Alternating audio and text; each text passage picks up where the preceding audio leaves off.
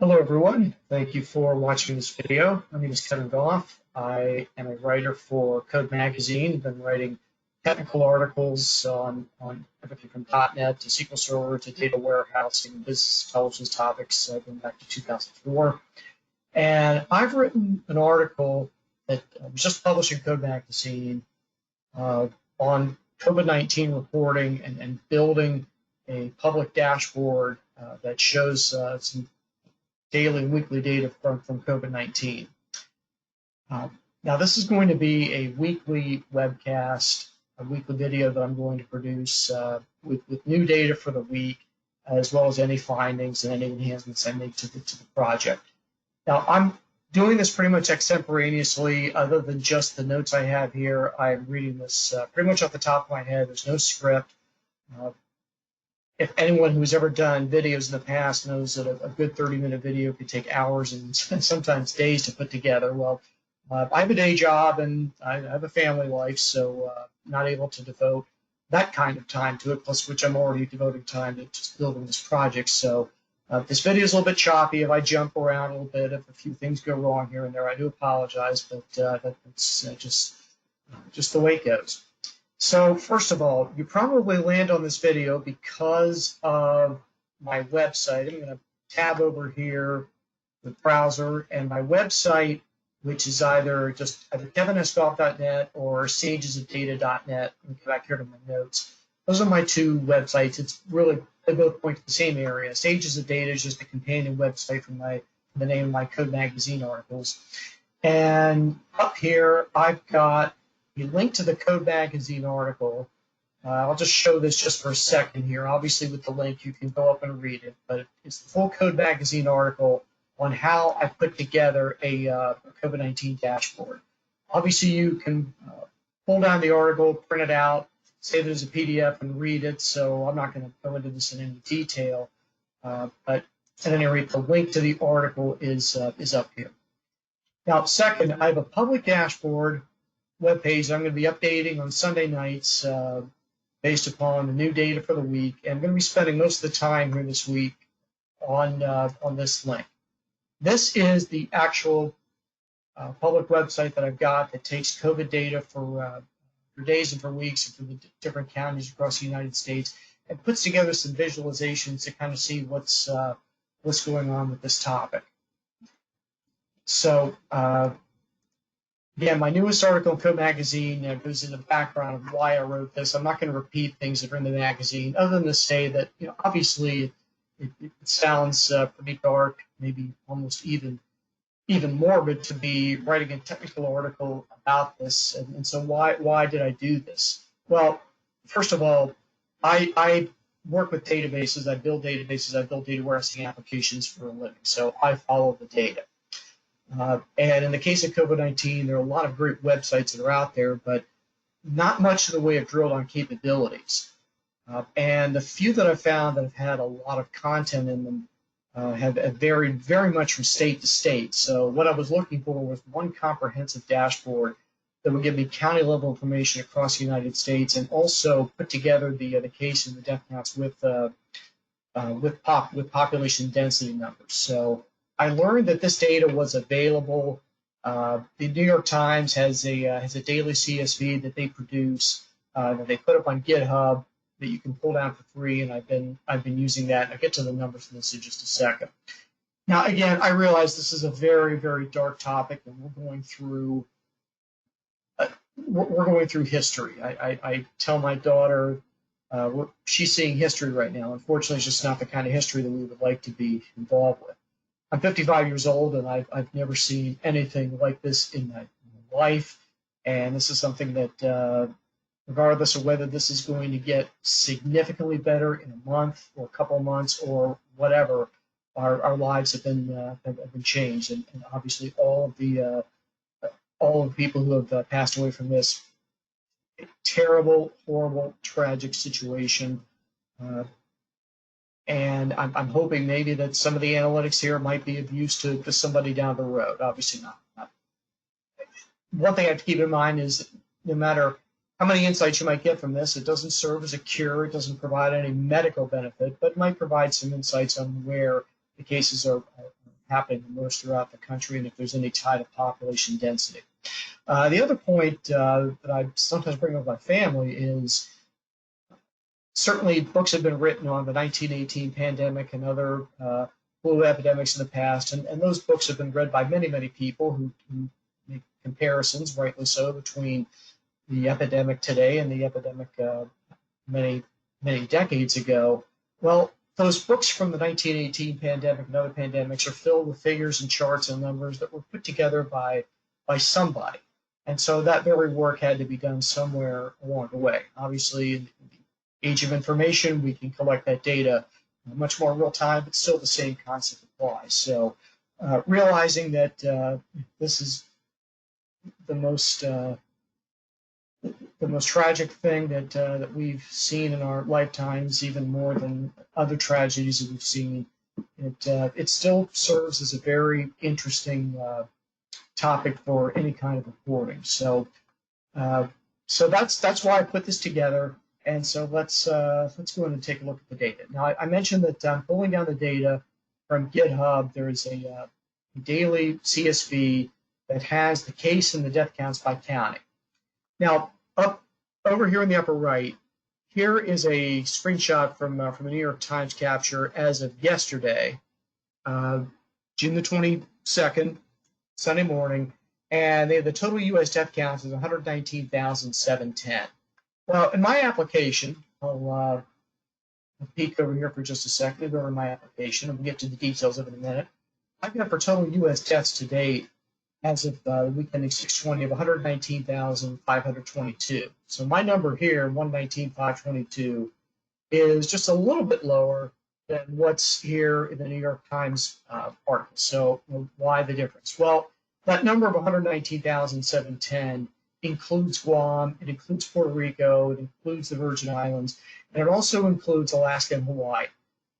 For purposes of simplicity for this article and for this technical project, I'm excluding those areas and I'm concentrating just in the lower 48. I've got some mapping capabilities here, and if you've ever built software maps before, you know that including Alaska and Hawaii presents a challenge in trying to fit everything on one screen. So for purposes of simplicity, and it's certainly not to exclude those areas or to minimize the numbers that are going on in those locations, I am excluding them, and I'm focusing on the lower 48. So my number here of deaths to date, as of yesterday morning, 119,522, very close to the 119,710 that we see in the New York Times. Now, I'm going to talk about the data that I am including and the data that I'm not including. I'm essentially capturing data by county across the lower 48, and I'm also pitting it against population numbers from the U.S. Census as of the end of last year, along with geographic miles, square miles by land area for that county, because I want to try to pit case and death counts against population densities. So that's what I'm capturing. What I'm not capturing is information on case and death counts by age. Now, those are available in some states more detailed than others. There are overall summary numbers across the country, but they're not yet available in any kind of easily retrievable manner by county. So for right now, I'm not pulling in age demographics. At some point down the road, when that data becomes available and can easily be pulled down, I'll take a look at that. But for right now, I'm focusing on county numbers. So in other videos, I'm going to cover how I put together all of this dashboard. I got a number of pages here. But in this particular video, I want to focus on what I consider to be the main items of interest for the week ending 6/20 of 2020. Future videos, I'm going to cover some of the other details that are in this dashboard page, as well as how I put some of this together. So this one video is not going to cover everything. It's just going to cover a certain piece of information, but I'm going to put together some other video content that will sort of fill in the blanks and fill in the gaps here. So for the dashboard as a whole, the main page here, the general page, there's on the left. I can look at it as of a particular day, and right now I'm looking at as of 6/20. I'm capturing this daily, but I'm only publishing it by week because I think that week gives you the best picture of analytics. Now, notice I've got a list of the 48 states, and I'm showing in this case death counts. Well, we see here that New York leads the country with over 30,000 deaths. New Jersey second, Massachusetts third. Notice I've got a display option here where I can change how I'm looking at this. For instance, if I want to show not deaths, but maybe deaths in the last 14 days, I can change this option here. And now I'm showing the states ranked by deaths in the last 14 days. I can show it by cases percent of population or cases in the last 14 days. So number of options here, but for right now, I'm going to focus on the number of deaths. Now, I've got some other options here. I'll get to them in a few minutes, but there we see the main list of states. Now, up at the top here, we've got a caption of now continental U.S. Anybody who's a geography expert knows that I've already made a mistake here. That really should say lower 48. So I apologize for that. That should say lower 48. Now, notice how I've got that number, and I've got statistics here for cases, deaths, deaths as a percent of cases, population, and so forth. And then I've got what appears to be the numbers repeated down here for the current state selected. Well, I'm going to pick New York and New Jersey. So I'll click on New York, and I'll do a control click on New Jersey to select those two. The number here at the top stays the same. 2.2 million cases so far as of yesterday. 119,522 deaths. So those numbers don't change, but the numbers below reflect the two states. So we see here that the two states, New York and New Jersey, that is, well, there was a time when I could do math in my head. That's probably what, about 7-8% of the U.S. population, but that accounts for a much higher percent of the deaths. 43 divided by 123,000, whatever percent that is. So certainly a high proportion of deaths coming out of New York and New Jersey. One of the reasons being the population density.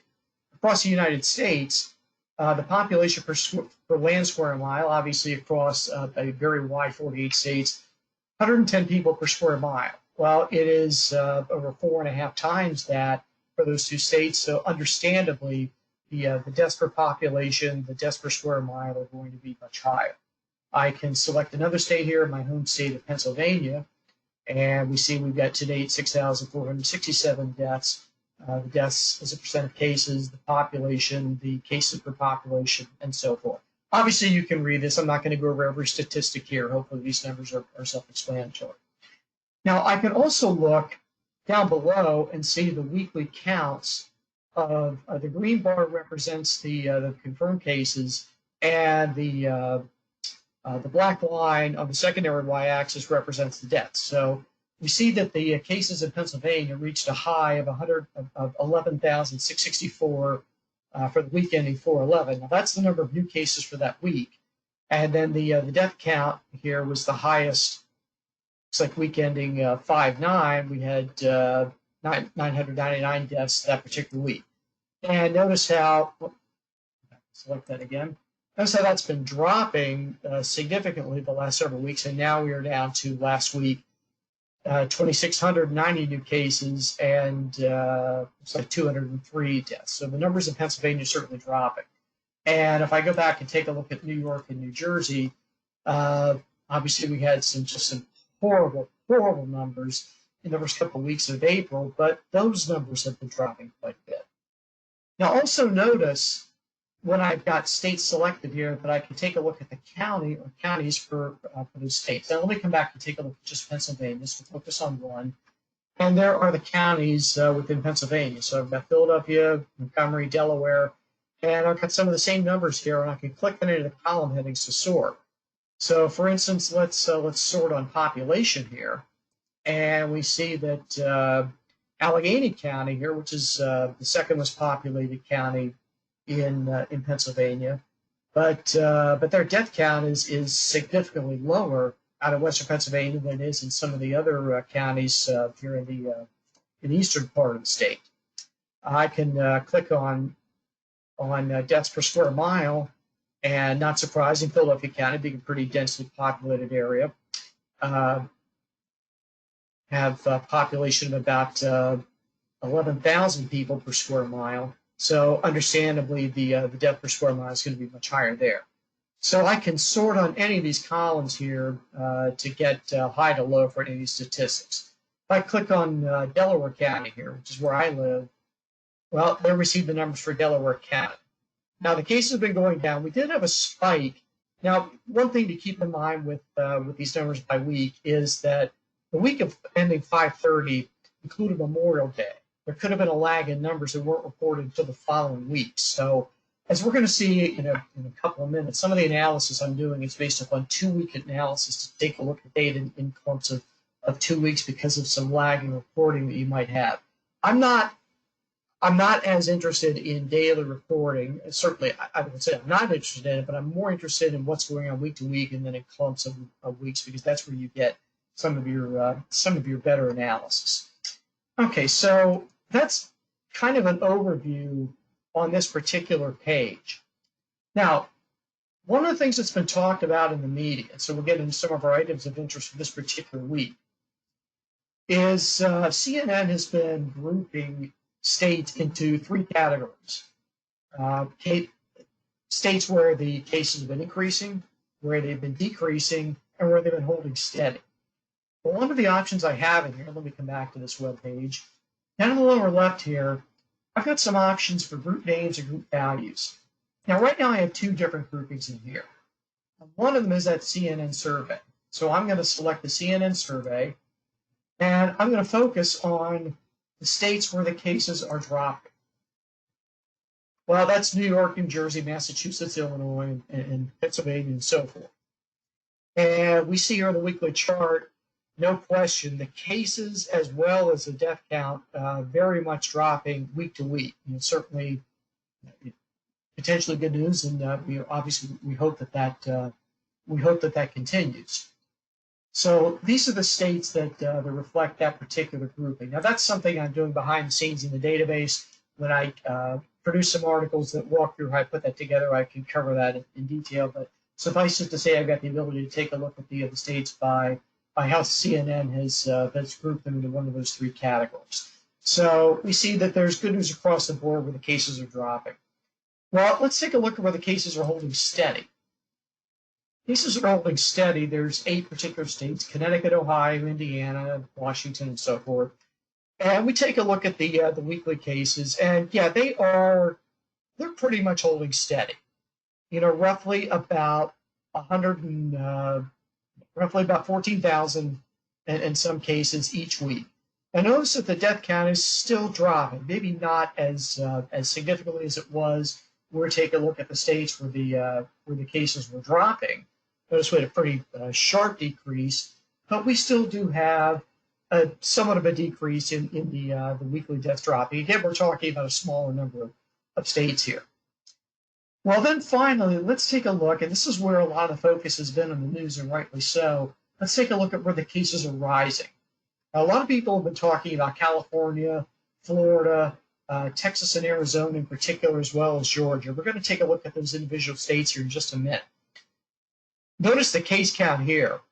It went up quite a bit for the week of 6/6 to the week of 6/13, and then just skyrocketed the week of 6/20. In those particular states, we went from 91,000 cases to 127,000 cases. Now, somewhat interestingly, the weekly death count, it spiked here at about 2,200 deaths the week of 4/18, and it pretty much held steady for several weeks, then started to drop again, and it's been the same the last couple of weeks. Well, the big question, the $64,000 question, and obviously we have no way of knowing this right now, is with this spike in cases, what's that death count going to look like over the next couple of weeks? Will it go back up? Or because, as some people are suggesting, because a number of the people who are a part of this new case count are much younger people, and the death count for younger people has been significantly lower, how much of an effect will that be? I'm not going to make any predictions because I don't know. I hopefully it will go down, but we will see. But at any rate, something that's going to be very interesting to watch in those particular states. Now, let me focus on one of those states here. Look at Florida. But in Florida, take a look at that case count. Went from 10,000 to 20,000. The weekly case count doubled in that state.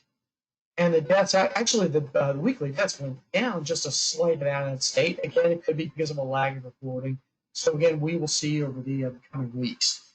So that's an item of interest right now, is to take a look at the states. I'm going to take a look at another one here. Let's take a look at California.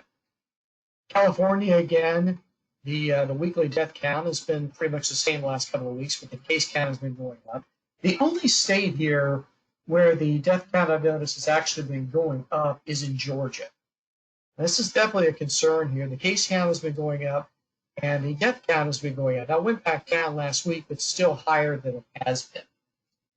Now, I'm going to take a look at this information in a slightly different way. Again, I've got other charts and visuals here. I'm not going to go through all of them right now.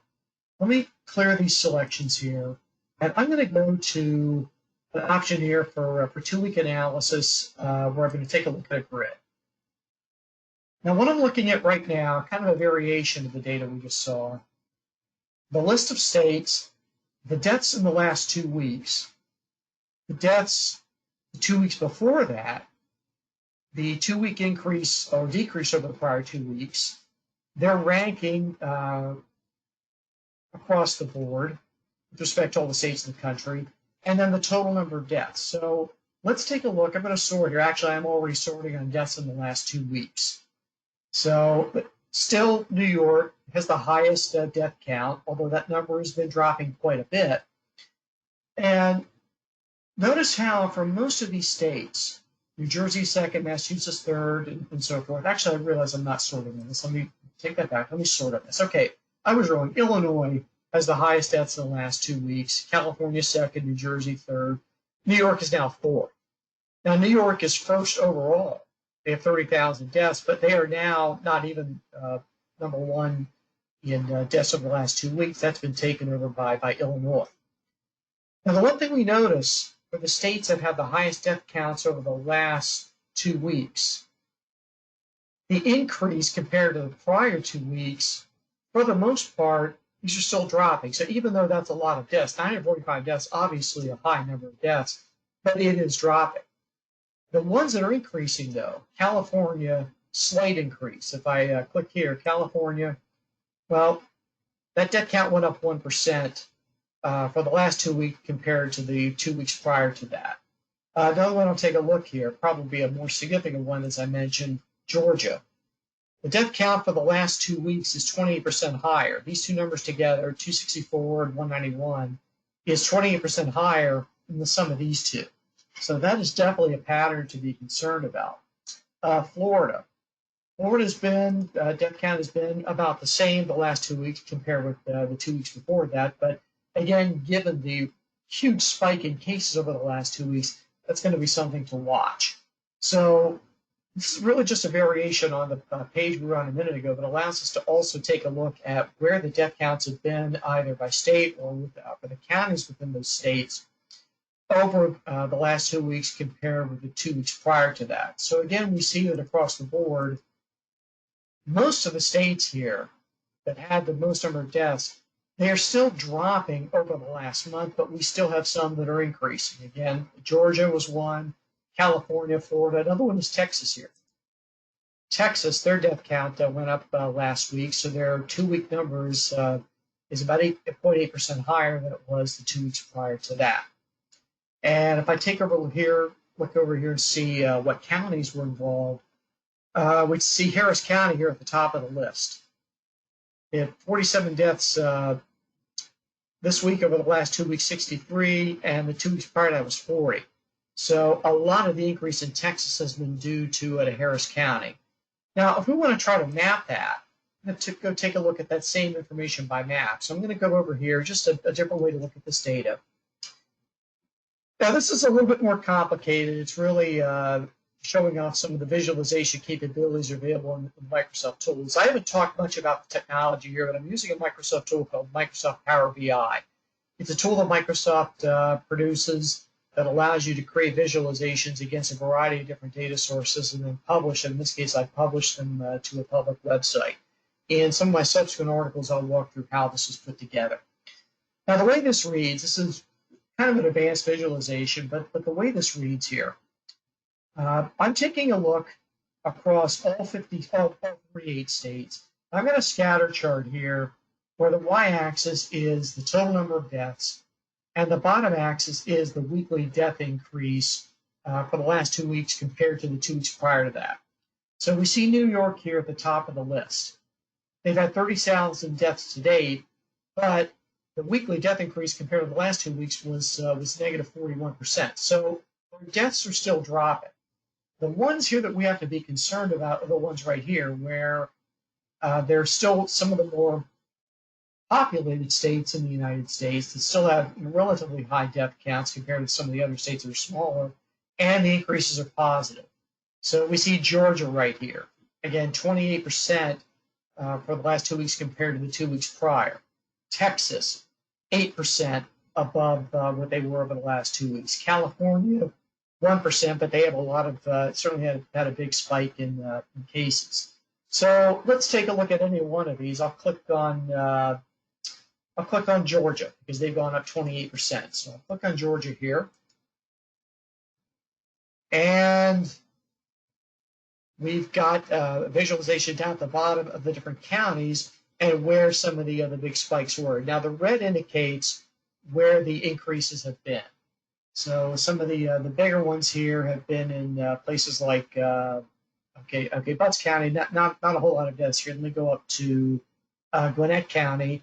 They went from 16 deaths 4 weeks ago to 24 deaths over the last 2 weeks, so they've gone up. Other counties in here have gone up as well. If I use the mouse over here, Clayton County, they went up a significant amount. Douglas County also went up. So we've got several counties here that have gone up over the last 2 weeks compared to the 2 weeks prior to that. Now, let me come back and reset this. And I'll come back and explain this entire country map. The red here in general indicates where the death trends have gone up the last 2 weeks compared to the 2 weeks prior. So again, Georgia, the deaths have gone up 28%. Missouri, the deaths have gone up 10%. Now, the death count is not as high there, but still it is something to be concerned about. The green represents where the death counts have gone down. So New York, Pennsylvania, New Jersey, we see a big block here of the eastern part of the country, northeastern part of the country, especially in the upper Midwest, where the death counts have gone down. Now, the yellow area here represents where where we have an increase, maybe less than 10%, but it is still an increase. So that's definitely the warning areas. So just different ways to shade this data. Now, one final thing, and then I'll end this now. Got one final chart here, really just a variation of what we saw on the first page, where we can take a look at the deaths per case according to that CNN survey. So I'm going to come back and take a look at that CNN survey. And this is a weekly chart of the deaths as a percent of cases. Now, at the bottom here, we see at the very beginning when we had a relatively low number of deaths in the U.S., and then it started to spike, and the death rate got as high as about 6%. Now, for people who follow statistics, obviously there's been a big question about the denominator in this particular formula because it only represents the confirmed number of cases. Obviously, there's been a big question about the number of testing that's gone on. The denominator has been growing over time, and what we've seen is that with the drop in deaths, the death per case still kind of a fluid number because of the denominator, but it is going down.